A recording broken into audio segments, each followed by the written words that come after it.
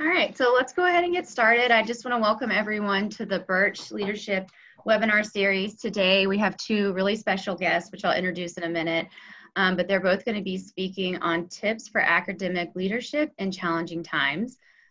Just a couple of housekeeping things. If the participants have questions, please raise your hand or send the questions via chat. After Dr. Pomeroy and Dr. Yancy give their remarks and their lectures, we'll ask questions and have a lot of time for question and answers. And we want this to be as interactive as possible, so please send questions your way. And then just for announcement issues, we have the Emory SCORE group is going to be hosting a half-day virtual workshop on December 2nd called How to Incorporate Sex as a Biological Variable in Your Research. And so details and registration can be found at the score.emory.edu website, and there also will be an announcement sent after this meeting. So please join us for that in December.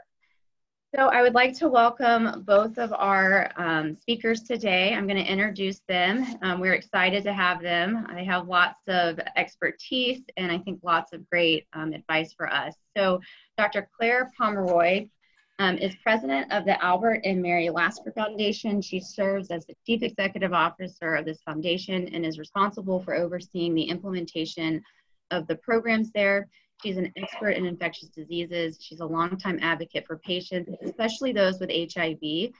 And she continues to lead an active research team studying host responses to viral infections. And she's published more than 100 articles and book chapters and has edited 3 books.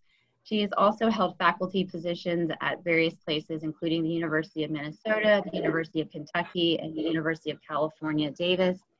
And she currently serves on the board of trustees at the Morehouse School of Medicine and the board of directors of a number of organizations, including the Sierra Health Foundation, the Sierra Philanthropy Alliance, and the Foundation for Biomedical Research. He is chair of the board of directors for the Association of Academic Health Centers and the immediate past chair for the AANC. She serves on the NIH Advisory Committee on Research in Women's Health, and she also was inducted to the U.S. National Academy of Medicine in 2011. So we're excited to have her join us today. And then Dr. Clyde Yancy is an American cardiologist and Vice Dean of Diversity and Inclusion and the Chief of Cardiology in the Department of Medicine at Northwestern University. His research interests are heart failure, clinical guidelines, generation, outcome science, and personalized medicine and healthcare disparities. During the COVID-19 pandemic, he has specifically investigated the reasons that African Americans are more likely to suffer from severe forms of coronavirus disease.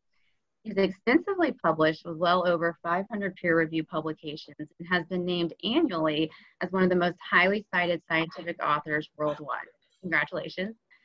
Dr. Yancy is deputy editor of JAMA Cardiology and senior section editor for the heart failure section. He's the editor of the Journal of American College of Cardiology as well.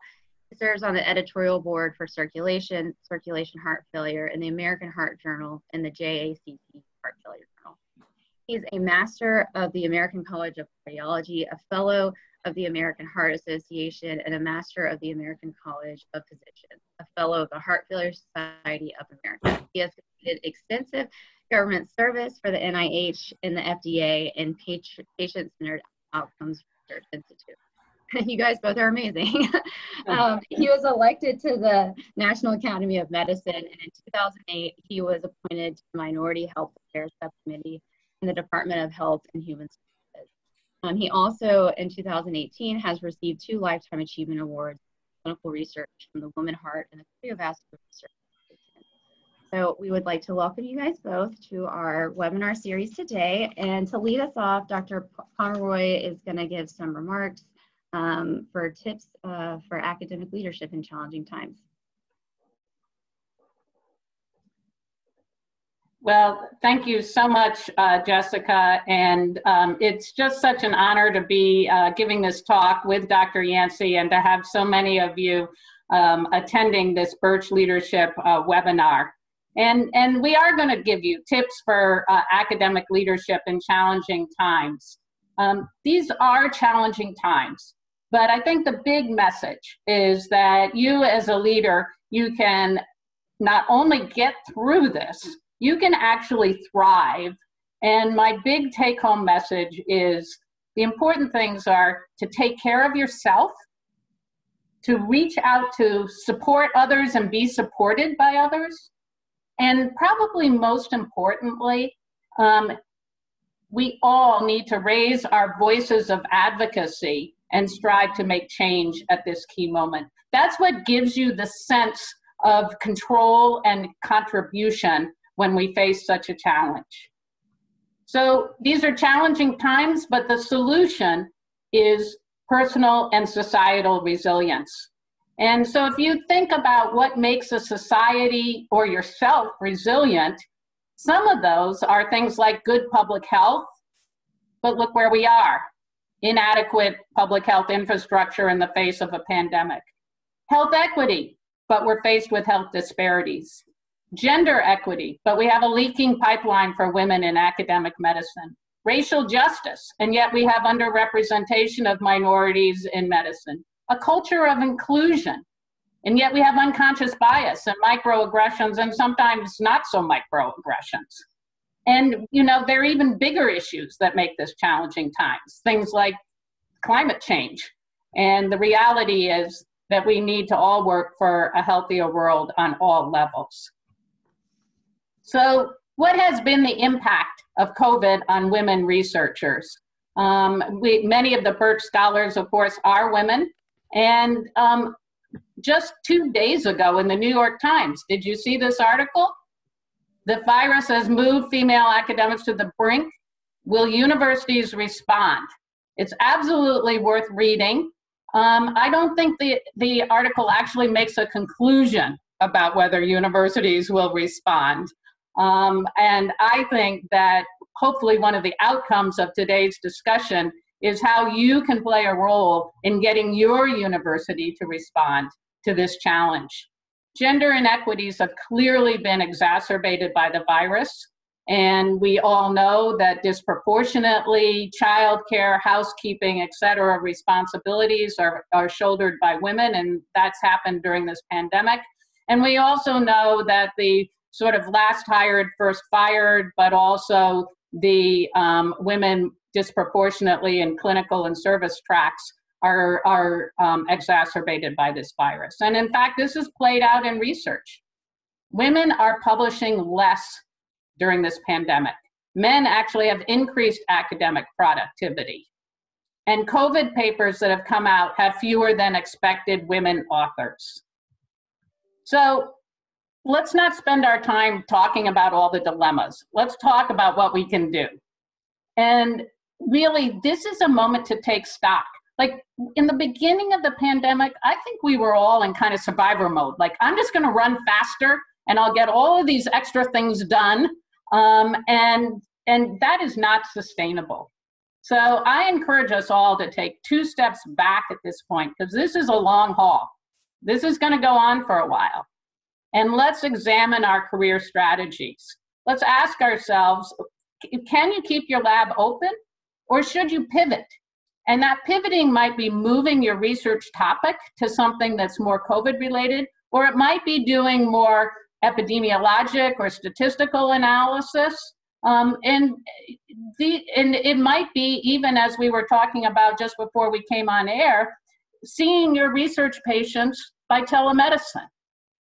When you're educating, can you transition to virtual teaching? Can you learn that new skill set? And many of you are clinicians as well. So how do you protect yourself? Can you increase your use of telemedicine? And by the way, the increased use of innovative technologies is one of the sort of silver linings of this pandemic. We're all learning to do that.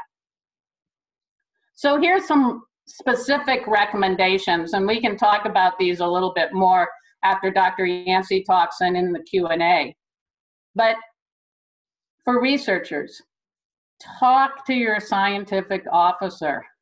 Discuss your research with your funding agency. Tell them how you're being impacted. Are there extensions? In many cases, there are. Are there supplements that you can get to help either like repurpose your lab or make it safer? And are there new opportunities? Many people are finding that there are COVID-related grants that fit in with their areas of interest, and they might be actually able to get more funding. Work with your institutional research office. Do it virtually, okay? But is your university providing bridging funds? Can they help you negotiate with your funders for these extensions or supplements? And now is the moment to really take advantage of the fact that you all, through this program, have mentors. Mentors can give you advice. Use it. Specifics. Look at your work environment in the research lab. Look at your work environment at home. Do you have a dedicated workspace and good internet connections? You know, I have heard so many stories from women in particular telling me that in 2 career families, the husband gets the home office and they get the dining room table. Like, question that. If that should not be happening. Have you invested in really good internet connections so that you don't have to get anxious every time you're trying to sign on to the internet? And establish regular working hours. I've also heard from a lot of women that somehow the kids feel free to knock on their door, but not on dad's door. That's got to stop. And obviously, if you're a single parent, that is a real issue. Use technologies to facilitate your work. Understand the rules of virtual meetings. You'll notice that Dr. Yancy has on this great suit and tie. You know, he is not one of those people that's going to be caught in his, sweats when he is giving a formal presentation. Think about that for yourselves. Practice your online presentation skills. Practice your online interviewing skills. That's very different to do these things virtually, and you can practice and get better at it.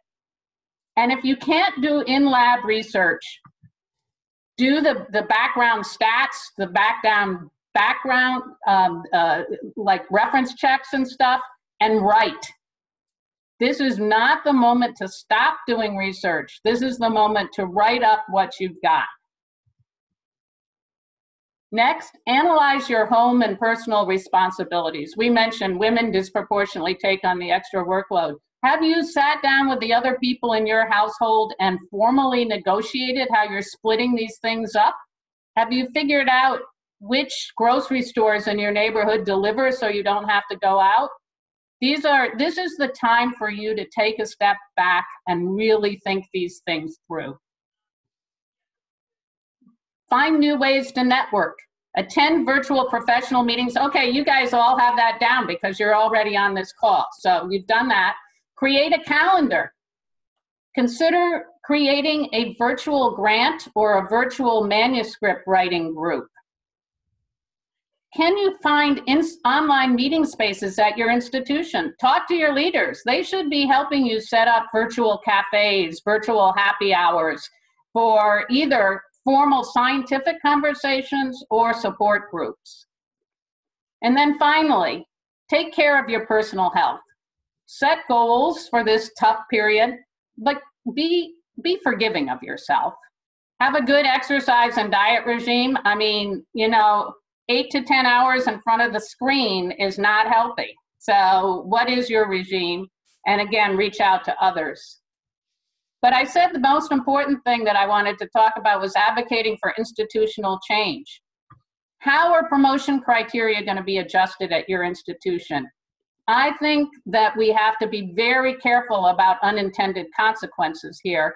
And I am a big supporter of committees that will assess the impact of all COVID-related policies on promotion criteria. Metrics, metrics, metrics. We need data to know if we're making good decisions. Is your institution creating virtual mentoring programs? And by the way, when they have virtual meetings, are they banning all male or all white panels on those things? Safe childcare options. We've all been advocating for this for years, but maybe the urgency can be now. Metrics, special grants, think about how you can advocate at your institution. And then my final practical tip. Remember Scott Page told us diversity trumps ability? Read his book. It's really good. But also, I want to recommend this book by Rita Caldwell, former NSF director. It's called A Lab of One's Own, and it's about one woman's personal journey through sexism in science. And one of the big take-homes for me is we are not alone. And there are people out there who will be supportive, who've experienced the same things and can help us get through this. So this is an article from PNAS, and the message is, let's build back better. And the starting point for that is an honest conversation. Feel free to contact me. Love talking to you guys, the future of science. I appreciate this chance to make some comments. I'll stop sharing and turn it over to Dr. Yancy.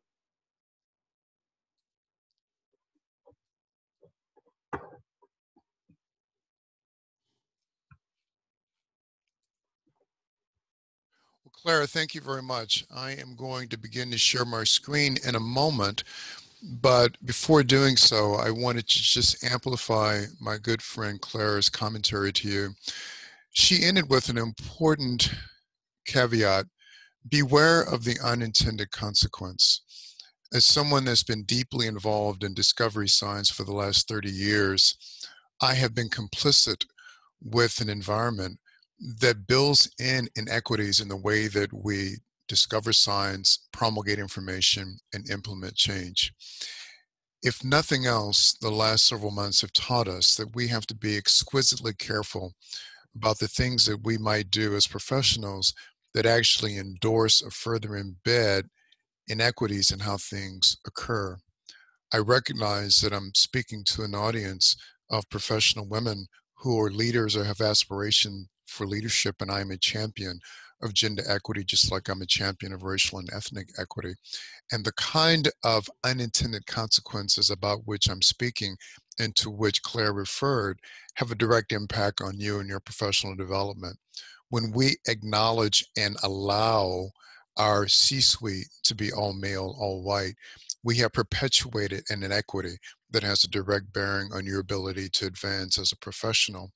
When the questions we pursue as investigators, when the way that we present information as authors really advantages our data towards one group or the other, we are complicit with a system that builds these inequities. I'm starting with this conversation with you because I want this moment in time that I'm spending with you, just like the moments that Claire just spent with you, to be intentional and to provide you resources that you can take with that can help you as you continue to evolve your career path. And like Claire, I applaud the Birch group for really accumulating the intelligentsia that you represent and equipping you with resources to move forward. So let me now begin to share my screen. And the reason that it was so important for me to pause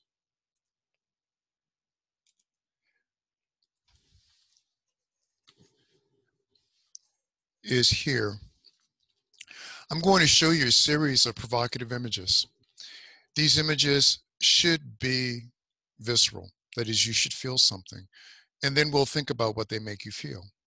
And you'll begin to understand where we're going.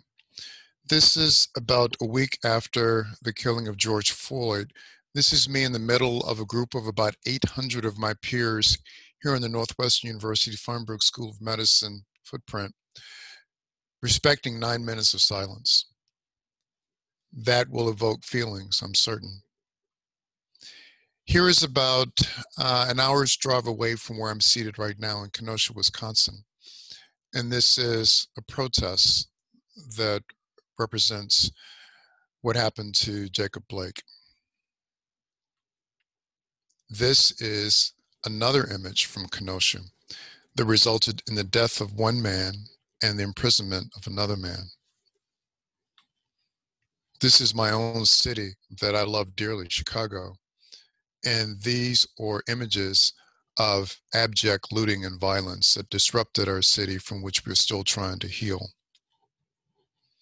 This is an image we've seen time and time again of someone exercising their right to bear arms. As you look at these images, how are you processing information? How are you thinking about this? Did you experience sadness, despair, concerns about police brutality, images of looting, images of violence, things that you would abhor?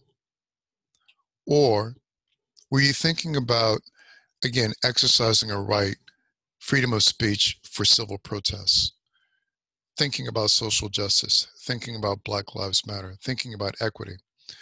The reason for positioning this is that we all have different neural circuits that we engage when we think. There's a slow pathway and there's a fast pathway. The fast pathway is visceral, it's emotive. It is a reflex that is built on our life and living experiences, and it makes us respond right away. The same thing happens in science. We have immediate impressions, immediate questions about things we do. But what happens when we pause and think more slowly? Is there another mental construct that emerges, another group of questions that might emerge?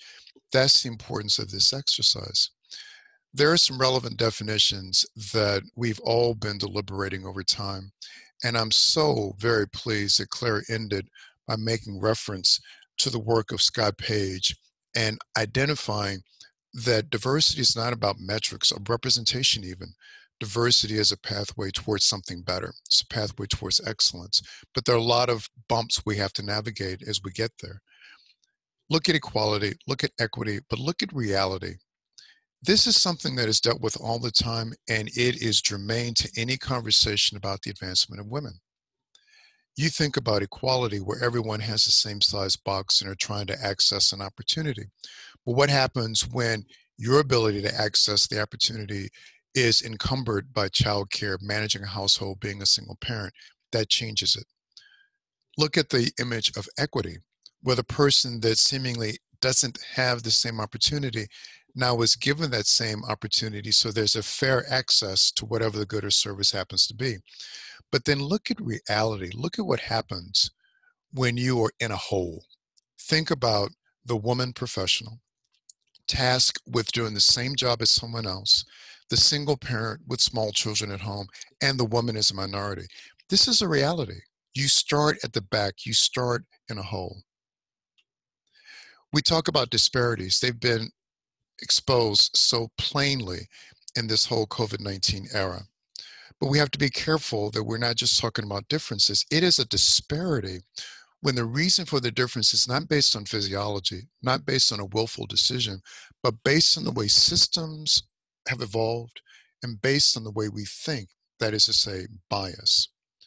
When we understand that, we recognize that a disparity means there's something uniquely different about the root cause of these differences that goes beyond just what we would expect from science.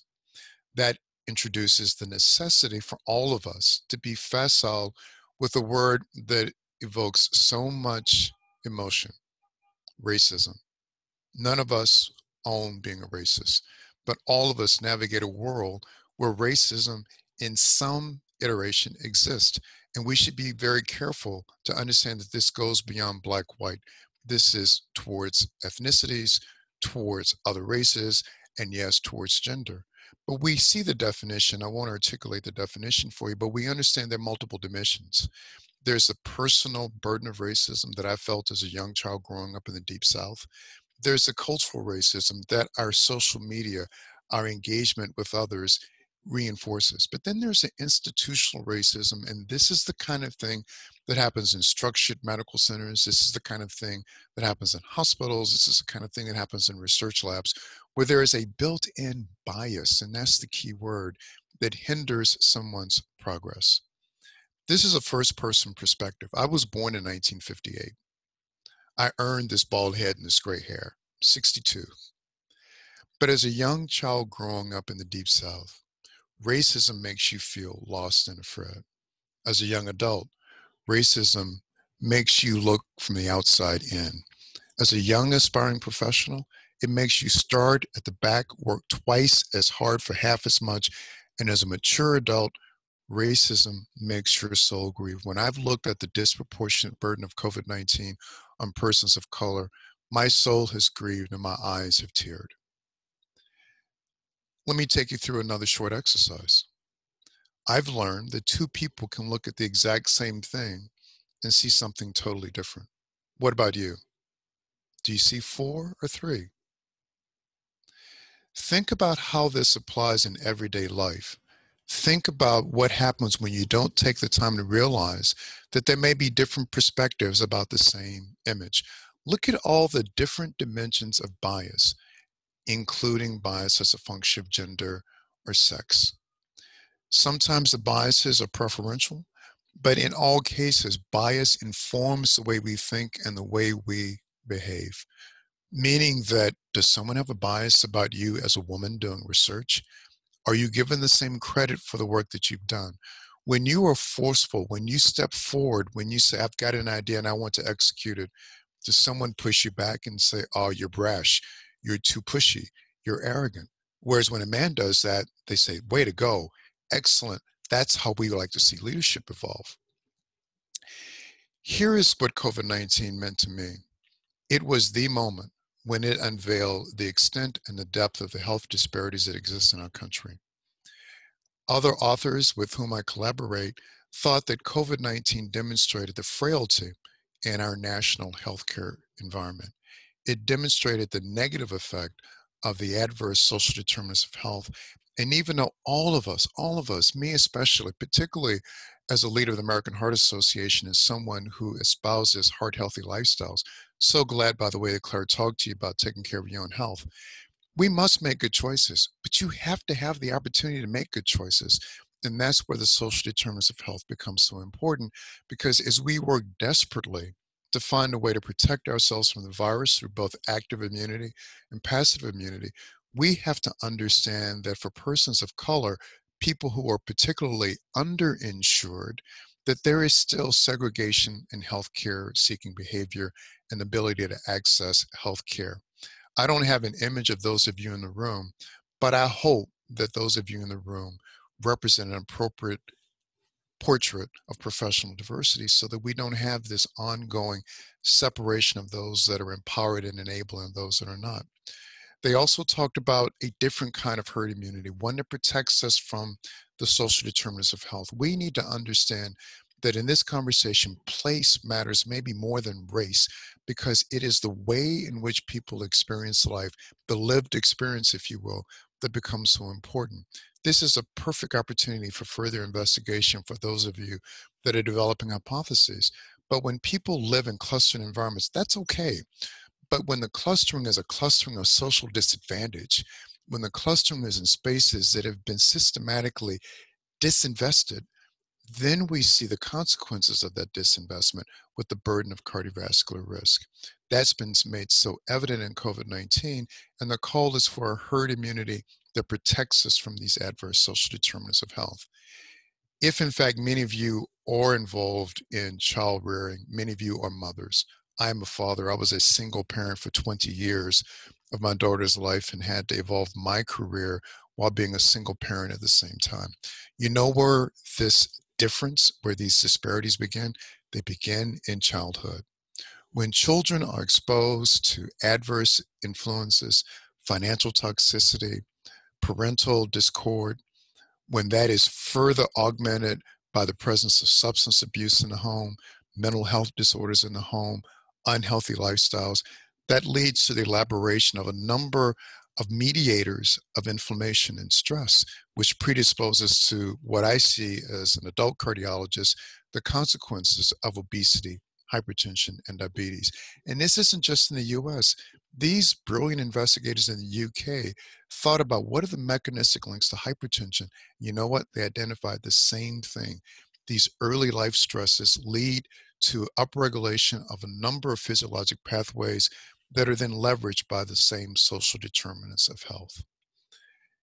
How important are those social determinants of health? The American Hospital Association says that 80% of all adverse health outcomes are driven by the physical environment, the social determinants of behavioral factors. How many of you, in your pursuit of scientific hypotheses, are thinking about the built environment, thinking about the social determinants of health, thinking about the influence of adverse SCS on health outcomes? That really is the the clarion call that I'm giving you today because of this negative influence that we're experiencing. I want to close with this concept, the same one that Claire closed with, the importance of diversity. Is this a solution? We have to begin to reframe our thinking about this, go from fast thinking, where when I said diversity, you immediately thought about how many black and brown faces were in the room. No, you should immediately think now about this is a pathway towards excellence, growth, and prosperity. And we know that's real because we look at corporate America. We have to get out of the scientific arena. We are deeply set in our ways in the science community. Business communities have told us that when leaders embrace the importance of an inclusive environment, they're nearly twice as likely as others to achieve value-driving insights, and their employees are 3.5 times more likely to be innovative. Deloitte and Touche says that when the culture is inclusive, they're twice as likely to meet financial targets, 3 times as likely to be high-performing, 6 times as likely to be innovative and agile, and 8 times more likely to achieve better business outcomes. Why do we think health and science is any different than business? And what does Forbes say?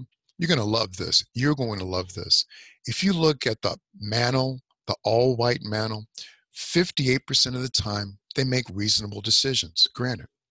But when you just introduce gender diversity, 73% of the time, the decisions are appropriate.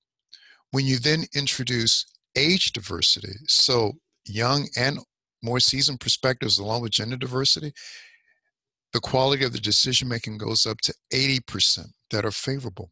But when you incorporate diversity, gender, and age, 87% of the time, compared to 58% of the time, the decision-making process is enhanced and you see better outcomes. How can we not take advantage of this in health and science? How can we not have those of you listening realize your manifest destiny and be promoted to leadership and be in the C-suite to add your thoughts, your ideas to the way in which your enterprises evolve? I'm going to be very serious for a moment, and this will be sobering, but this is relevant today because as of today, the New England Journal of Medicine has released several important statements, one of which is from the editors, and it is the first time ever that it was a politicized statement.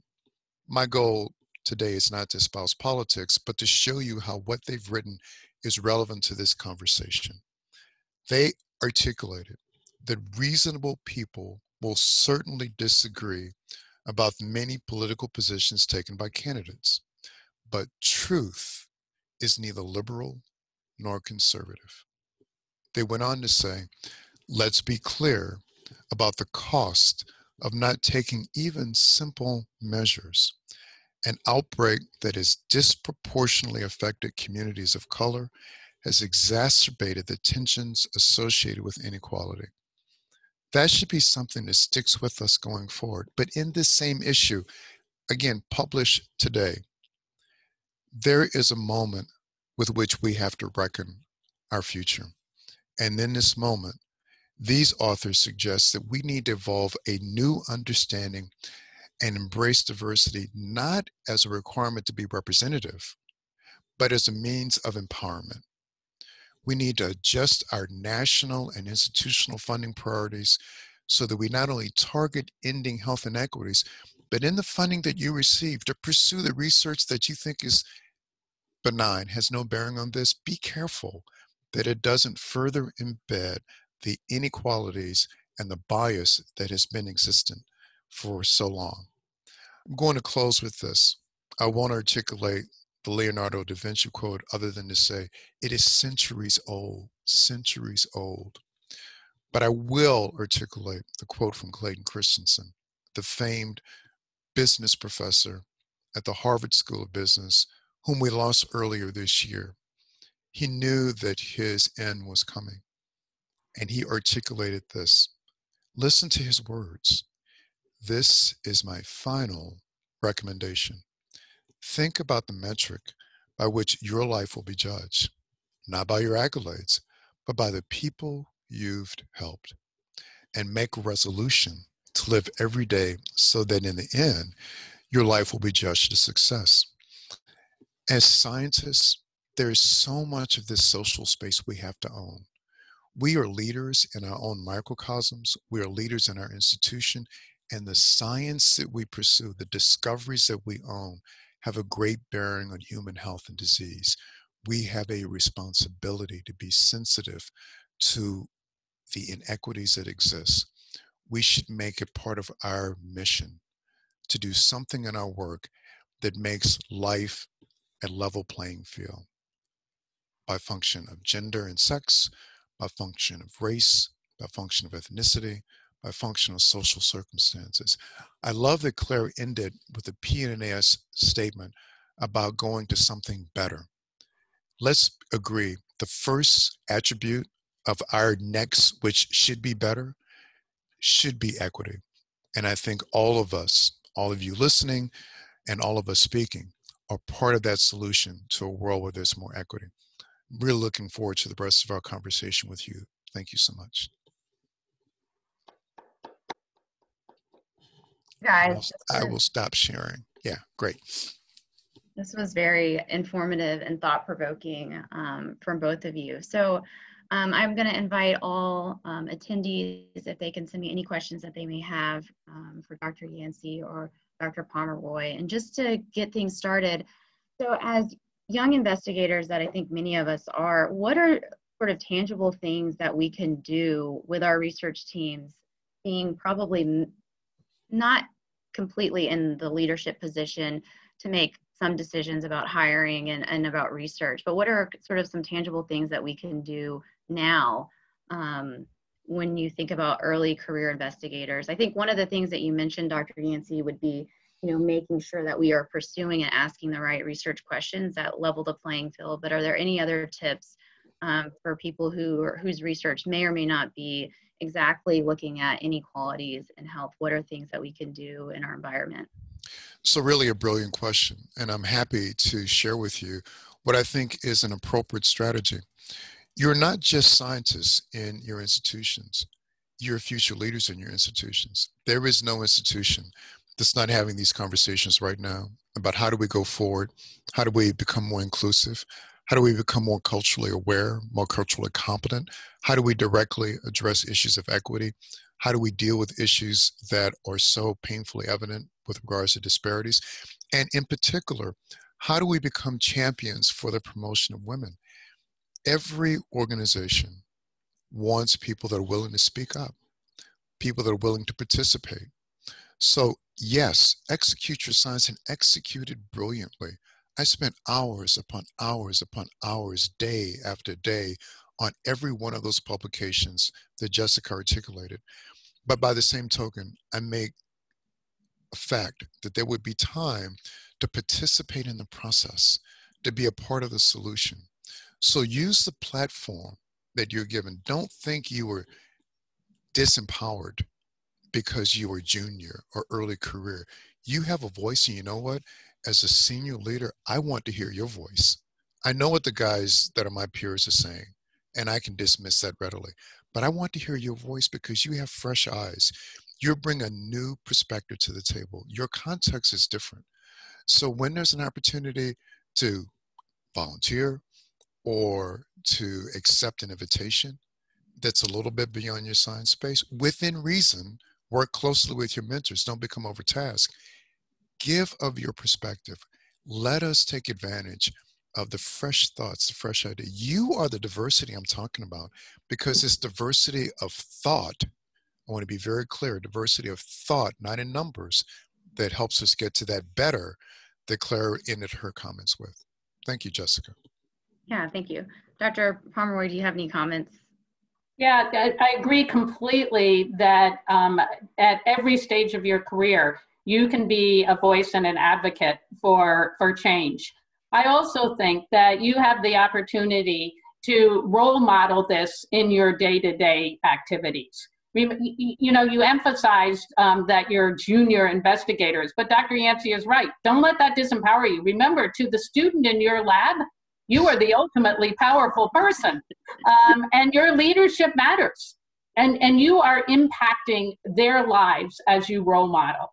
So one of the things that we've seen now, and Dr. Yancy, you know, pointed out that the New England Journal highlighted this, we have a leadership gap right now.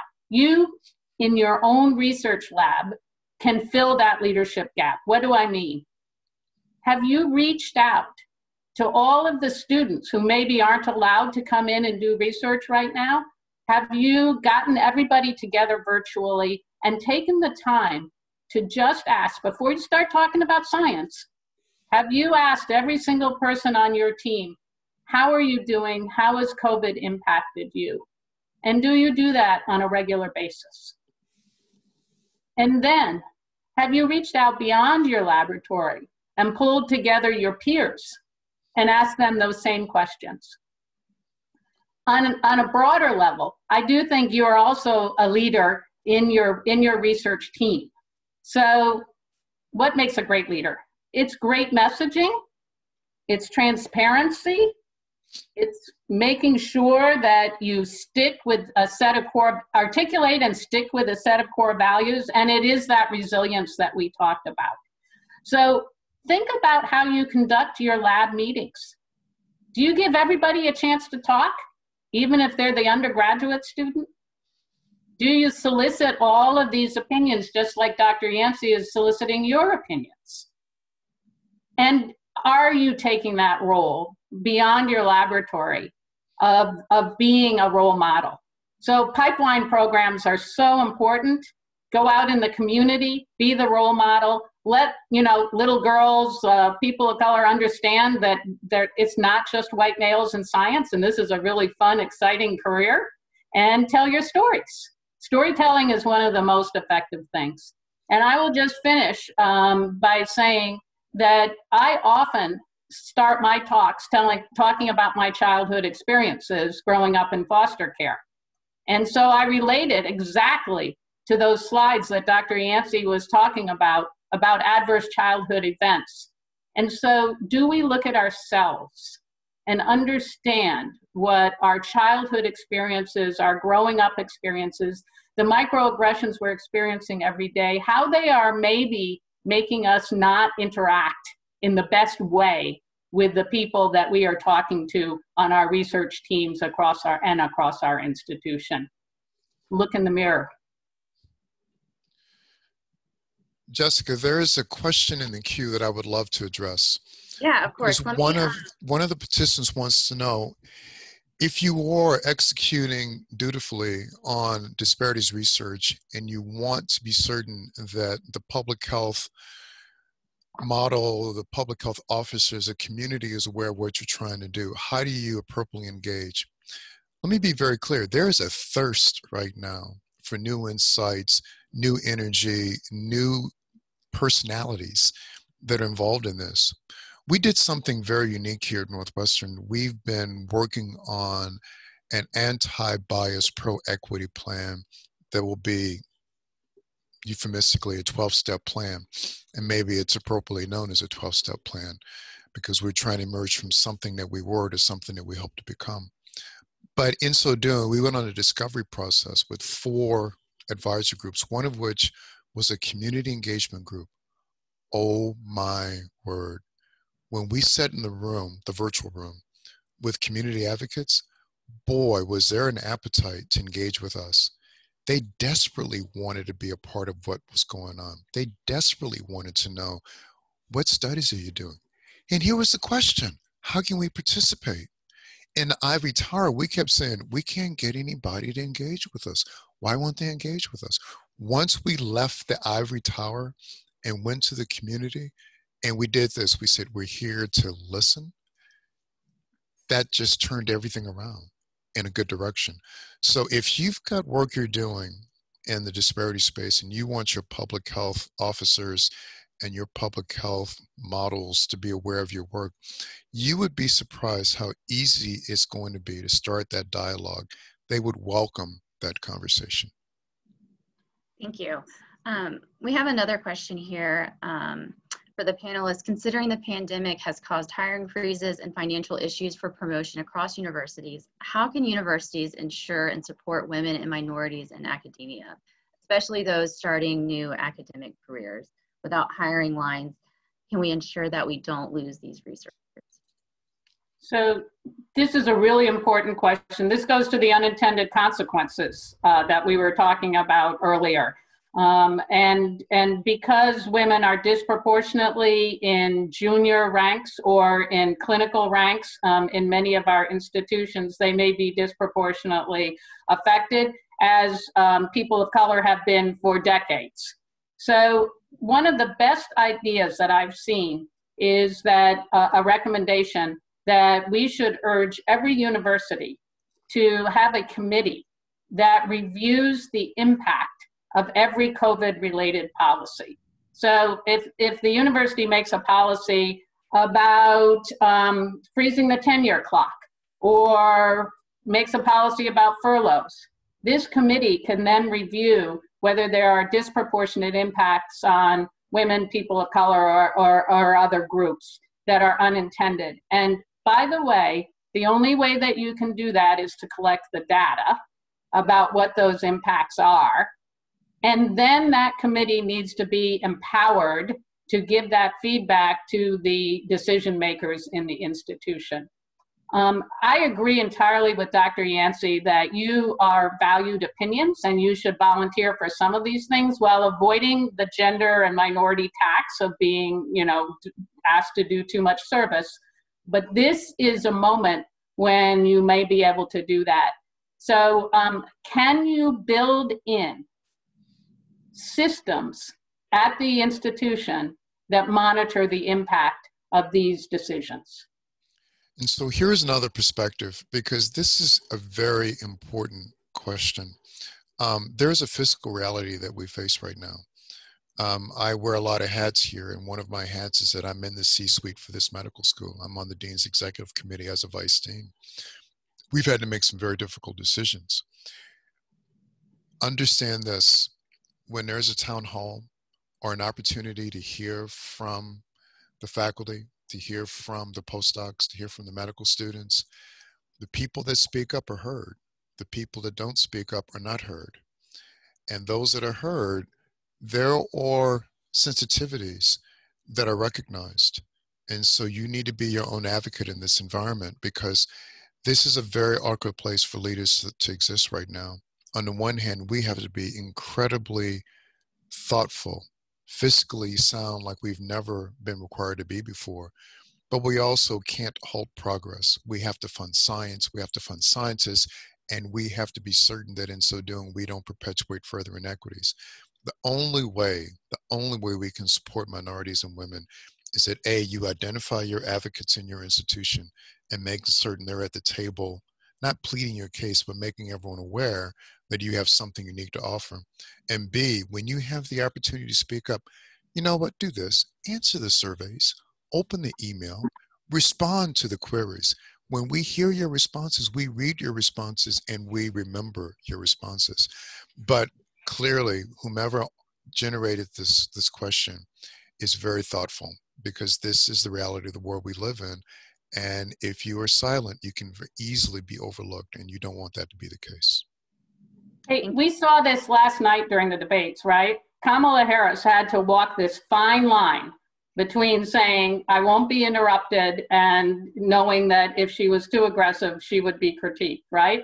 So I think women and people of color must advocate and try to advocate in a way, unfortunately, often that is perceived differently because of who they are.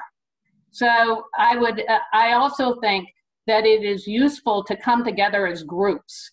And so speak up on an individual basis, but also come together and write letters to the administration or position papers about really important issues, because as a coalition, you will have an even more powerful voice.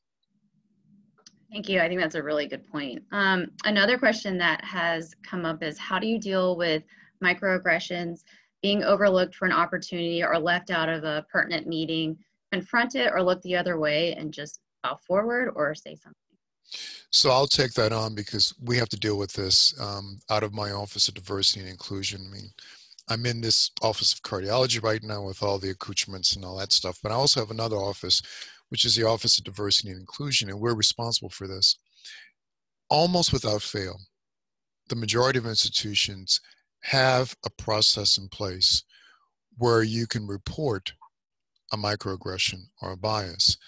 The difficulty is that they're not socialized. People don't know how to do this.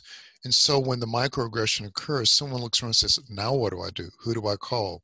What website do I go to? I mean, we have an ombudsman, someone that we pay to be a dispassionate third party to navigate this. 99% of the people on this campus of 5,000 professionals can't articulate the name of the ombudsman, but it's a trained psychiatrist with mediation skills. And if you just pick up the phone and call her, I mean, she is a conduit that helps you get these things addressed very quickly. And so what I would say, if you're in a circumstance where you're experiencing a microaggression, very quickly, think about what resources are available either in your Office of Diversity, your Office of Human Resources, or if necessary, who is your EEOC institutional representative? By law, let me say that again, by law, there has to be an EEOC representative. So there is a path, but most of us are naive to how to negotiate that path. So that's the first step. And the other thing is that nobody in today's world functions in a microcosm of one. You all have a supervisor, a manager, a lab director, or department chair. And in circumstances like this, it is the responsibility of leadership. I want to say that again, the responsibility of leadership to represent your circumstances. And if necessary, I would go straight to the chair of a department or the dean of an institution, regardless of their political persuasions. If they are serious about being a leader, this is their responsibility. And this is such an important question. I want to jump in and answer it as well, if that's okay. Yeah, of course. Because probably every single person on this call has had the, experience of, say, expressing an opinion and having it ignored. And then 15 minutes later, when the white male suggests it, all of a sudden it's this brilliant breakthrough idea, right? What do? So in those moments, I think that, I hope that people have had the opportunity to take, experiences in conflict resolution and in negotiation. Because how you respond to these things does depend upon the power differential between you and the person who's being the aggressor. And I think you have to assess that. If this is a peer, it may be very appropriate for you to call them on that behavior right then and there and say, look, this is how you just made me feel. Let's talk about this. But if they are someone who is in a very powerful position and you don't think it will be well received on the basis of previous interactions, then you go these more formal routes. Finally, I would say, so assess the situation, assess the dyad that you are part of. And this is where allies come in. And you can be an ally. So when you see this happen to somebody else, that's a safer place to speak up. Hey, Mary had that idea 15 minutes ago, and let's ask her, to talk more about it. I mean, you can do those kind of small interventions that I think how good that's going to make Mary feel, and hopefully it'll make you feel good about yourself because you have stood up and empowered another person. I'm going to add to what Claire said. There's a business tenet that says, avoid the unmanageable, manage the unavoidable. The way you avoid the unmanageable in this situation is that you make certain that starting today, you have your own personal management team in place. What does that mean? You have a mentor, someone with content expertise for whatever it is you're pursuing. You have a sponsor, someone that already owns equity and is willing to share their equity with you to bring you along on a path towards advancement. And then you have a coach, someone who looks at the totality of what you're doing and says, okay, the next step for you to take is this. And if you have a brilliant coach, the coach is not just articulating what you need to do for the next step, it's for the second step, so that you are consistently prepared for success. So as of today, think about your personal development plan We call it a PDP. We have a formalized process, in my division at least, where everybody has to create a personal development plan.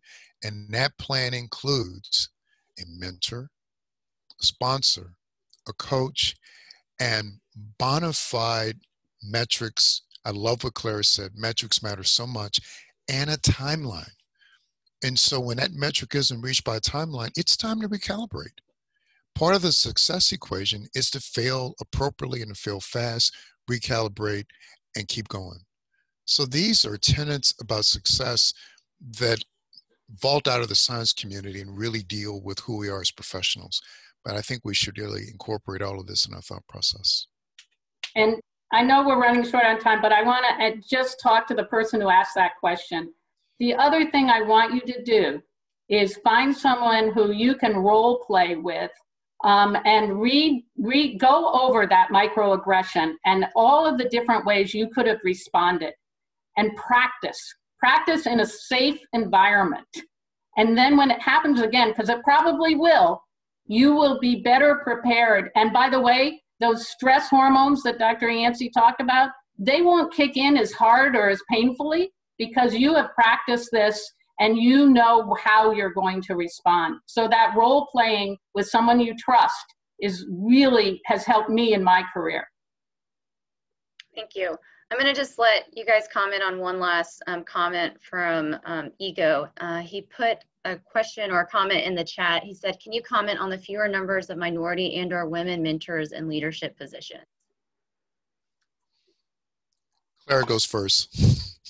So we've been commenting on this for decades. That's why she goes first. Frustrating things. You know, so there have been 1/3 medical students, for example, since the 1980s. And so this pipeline argument, the be patient argument, really is something that we can no longer abide. There is good evidence that culture does not change until 1/3 at least of the leadership is diverse. And one of the big things that we work on in some of the organizations I'm involved in is this should not be about changing women or changing people of color to fit into the majority male culture. This should be about achieving institutional cultural change. That will only happen when we get leaders in place. Now, businesses, look at California, they just passed laws about quotas. Now, you can, on boards and the number of boards of directors, you can argue about whether that's a good way to drive culture change. But we need to do all of the things, mentoring programs, career development programs, institutional policies, targeted recruitment, that bring more diverse leaders in, because it is only when we pass that threshold, when you're no longer the only one at the table, that we will get the institutional cultural change that is needed, both to get to excellence, as Dr. Yancy said, and to give people role models so that we can actually no longer answer this question, because it will no longer be asked.